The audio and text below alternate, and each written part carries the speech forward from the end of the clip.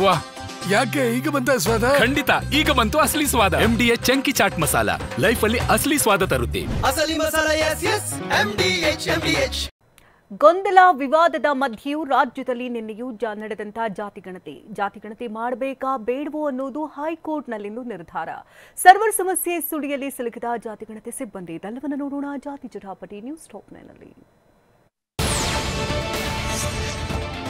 ಒಂದ್ ಕಡೆ ಸರ್ವರ್ ಸಮಸ್ಯೆ, ಮತ್ತೊಂದು ಕಡೆ ಶಿಕ್ಷಕರನ್ನ ಗಣತಿಗೆ ಆಯ್ಕೆ ಮಾಡಿದ್ದೇ ತಪ್ಪು ಅನ್ನೋ ವಾದ. ಇದರ ಮಧ್ಯೆ ಜಾತಿ ಗಣತಿ ಕಾಲಂನಲ್ಲಿ ಏನು ಬರೆಸಬೇಕು ಎಂಬ ಗೊಂದಲ. ಹೀಗೆ ಹಲವು ಗೊಂದಲಗಳ ಮಧ್ಯೆ ರಾಜ್ಯದಲ್ಲಿ ಜಾತಿ ಗಣತಿ ಮುಂದುವರೆದಿದೆ. ಅತ್ತ ಹೈಕೋರ್ಟ್ನಲ್ಲಿ ಗಣತಿ ವಿರೋಧಿಸಿ ಸಲ್ಲಿಸಿರುವ ಅರ್ಜಿಗಳ ವಿಚಾರಣೆಯೂ ನಡೀತಾ ಇದೆ. ನಿನ್ನೆ ಹಿಂದುಳಿದ ವರ್ಗಗಳ ಆಯೋಗದ ವಕೀಲರ ವಾದ ಅಂತ್ಯವಾಗಿದ್ದು, ವಿಚಾರಣೆಯನ್ನ ಹೈಕೋರ್ಟ್ ಇವತ್ತಿಗೆ ಮುಂದೂಡಿದೆ.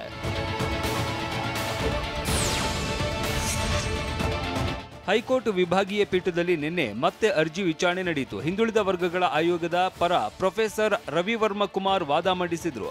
ಜನಗಣತಿಗೂ ಸಾಮಾಜಿಕ ಆರ್ಥಿಕ ಸರ್ವೆಗೂ ವ್ಯತ್ಯಾಸ ಇದೆ. ಜನಗಣತಿಗಿಂತ ಸರ್ವೆಯಲ್ಲಿ ವಿವರ ಮಾಹಿತಿಯನ್ನ ಪಡೆಯಲಾಗುತ್ತೆ. ಸರ್ವೆಯಲ್ಲಿ ಸ್ವಯಂ ಪ್ರೇರಣೆಯಿಂದ ಉತ್ತರ ನೀಡಬಹುದು. ಹೀಗೆ ಜನಗಣತಿ ಮತ್ತು ಸಮೀಕ್ಷೆಗೂ ಇರುವ ವ್ಯತ್ಯಾಸವನ್ನ ಕೋರ್ಟ್ ಮುಂದಿಟ್ರು.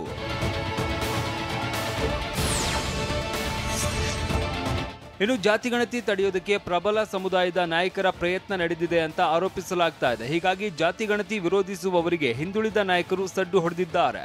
ನಾಳೆ ಸಭೆ ನಡೆಸೋದಕ್ಕೆ ಮುಂದಾಗಿದ್ದಾರೆ. BK Hariprasad, NS Bosaraju, Santosh Lad, HM Revanna ಸೇರಿದಂತೆ ಹಲವು ಕಾಂಗ್ರೆಸ್ ನಾಯಕರು CM ಬೆನ್ನಿಗೆ ನಿಲ್ಲೋದಕ್ಕೆ ನಾಳೆ ಖಾಸಗಿ ಹೋಟೆಲ್ನಲ್ಲಿ ಸಭೆ ಕರೆದಿದ್ದಾರೆ.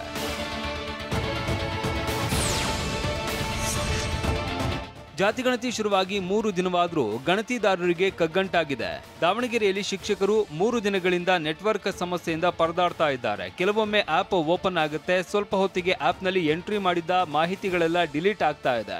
ಇದರಿಂದ ಗಣತಿದಾರರು ರೋಸಿ ಹೋಗಿದ್ದಾರೆ.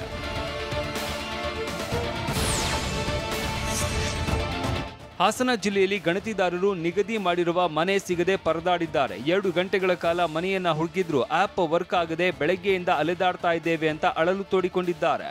ಅತ್ತ ವಿಜಯಪುರದಲ್ಲಿ ಸರ್ವೆ ಆಪ್ ವರ್ಕ್ ಆಗದೆ ಶಿಕ್ಷಕರು ಪರದಾಡ್ತಾ ಇದ್ದಾರೆ. ವಿಷಯ ಅಂದ್ರೆ ಕಳೆದ 3 ದಿನಗಳಲ್ಲಿ ವಿಜಯಪುರ ನಗರದಲ್ಲಿ ಒಂದೇ ಕುಟುಂಬದ ಸರ್ವೆಯಾಗಿದೆ.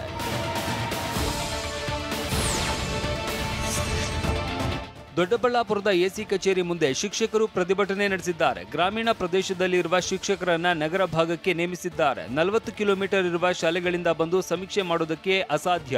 ಸರಿಯಾಗಿ ತರಬೇತಿಯನ್ನು ಕೊಟ್ಟಿಲ್ಲ ಅಂತ ಆಕ್ರೋಶ ಹೊರಹಾಕಿದ್ದಾರೆ. ಇತ್ತ ಶಿವಮೊಗ್ಗದಲ್ಲಿ ಸಮೀಕ್ಷೆ ಸರಿಯಾಗಿ ಆಗ್ತಾ ಇಲ್ಲ ಅಂತ ಸರ್ಕಾರದ ವಿರುದ್ಧ ಸಾರ್ವಜನಿಕರು ಆಕ್ರೋಶ ಹೊರಹಾಕಿದ್ದಾರೆ. ಸರ್ಕಾರದವರು ಈ ಜಾತಿ ಗಣತಿ ಅಂತೇಳಿ ಏನು ಮಾಡಿದ್ದಾರೆ, ಇದು ಅವೈಜ್ಞಾನಿಕವಾಗಿದೆ.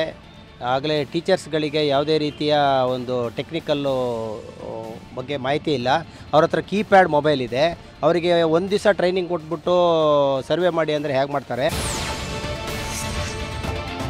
ಇಷ್ಟೆಲ್ಲ ಗೊಂದಲ ವಿರೋಧದ ಮಧ್ಯೆ ರಾಜ್ಯಾದ್ಯಂತ ನಿನ್ನೆ 92,876 ಮನೆ ಸರ್ವೆ ಮಾಡಲಾಗಿದೆ. ಈ ಮೂಲಕ 1,14,932 ಕುಟುಂಬಗಳ ಸರ್ವೆ ಮುಗಿದಿದೆ.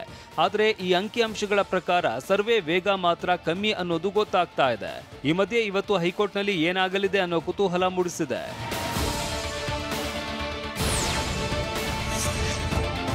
ರಾಜ್ಯ ಸರ್ಕಾರದ ಸಮೀಕ್ಷೆ ಬಗ್ಗೆ ನಮ್ಮ ತಕರಾರಿಲ್ಲ ಅಂತ ಡಾಕ್ಟರ್ ಶಿವಮೂರ್ತಿ ಶಿವಾಚಾರ್ಯ ಶ್ರೀಗಳು ಹೇಳಿದ್ದಾರೆ. ಚಿತ್ರದುರ್ಗ ತಾಲೂಕಿನ ಸಿರಿಗೆರೆ ಗ್ರಾಮದಲ್ಲಿ ಮಾತನಾಡಿದ ಶ್ರೀಗಳು, ರಾಜ್ಯ ಸರ್ಕಾರದ ಸಮೀಕ್ಷೆ ಬಗ್ಗೆ ನಮ್ಮ ತಕರಾರಿಲ್ಲ. ಸಮೀಕ್ಷೆಯ ಗುರಿ ಶೈಕ್ಷಣಿಕ, ಆರ್ಥಿಕ, ಔದ್ಯೋಗಿಕವಾಗಿ ಇರಬೇಕು. ಜಾತಿ ಬಗ್ಗೆ ನಿಮ್ಮ ಸಮೀಕ್ಷೆ ಏಕೆ ಎಂಬುದೇ ಅಸಮಾಧಾನ. ಇದು ಜಾತ್ಯತೀತ ರಾಷ್ಟ್ರ. ಜಾತಿ ವರ್ಗೀಕರಣದಿಂದಾಗಿ ಜನರ ಮಾನಸಿಕ ಆರೋಗ್ಯದ ಮೇಲೆ ಪ್ರಭಾವ ಬೀರಲಿದೆ ಅಂತ ಹೇಳಿದರು.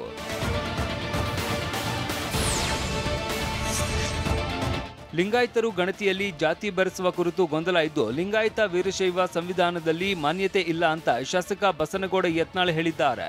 6 ಧರ್ಮಗಳಿಗೆ ಮಾತ್ರ ಮಾನ್ಯತೆ ಇದೆ. ದಲಿತರು ಸೇರಿ ಎಲ್ಲಾ ಸಮುದಾಯದ ಜನ ಹಿಂದೂ ಅಂತ ಬರೆಸ್ತಾರೆ. ಹಿಂದೂ ಬರೆಸದಿದ್ದರೆ ಯಾವುದೇ ಸವಲತ್ತು ಸಿಗಲ್ಲ. ಲಿಂಗಾಯತ ಧರ್ಮಕ್ಕೆ ಮಾನ್ಯತೆ ಸಿಕ್ಕರೆ ಅವಾಗ ಬರೆಸಬೇಕು ಅಂತ ಹೇಳಿದ್ರು. MDH ಜನ ಮಸಾಲ.